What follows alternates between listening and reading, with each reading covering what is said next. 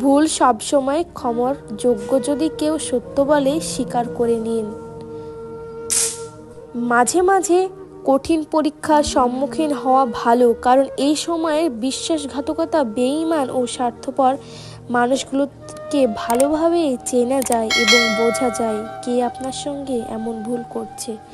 এই পৃথিবীতে ভালো মানুষগুলো বেশি কষ্ট পাওয়ার কারণ তারা কাউকে ঠকাতে জানে না, নিজেই শুধু ঠকে।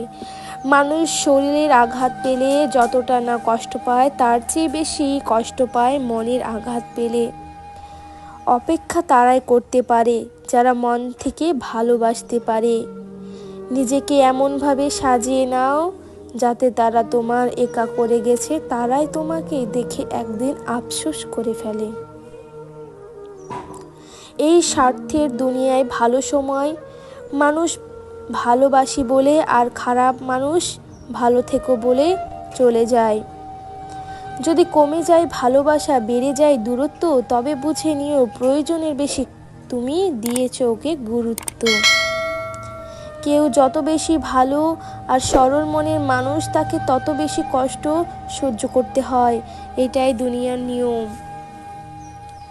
ভালো থাকার জন্য হাসিটা খুবই প্রয়োজন, হোক না সেটা মিথ্যা অথবা সত্য।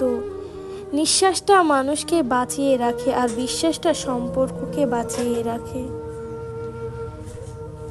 তো বন্ধুরা, ভিডিওটি ভালো লাগলে অবশ্যই চ্যানেলটি সাবস্ক্রাইব করে রাখবেন। আর সম্পূর্ণ ভিডিওটি দেখার জন্য ধন্যবাদ। নতুন নতুন ভিডিও পেতে অবশ্যই চ্যানেলটি সাবস্ক্রাইব করবেন। আর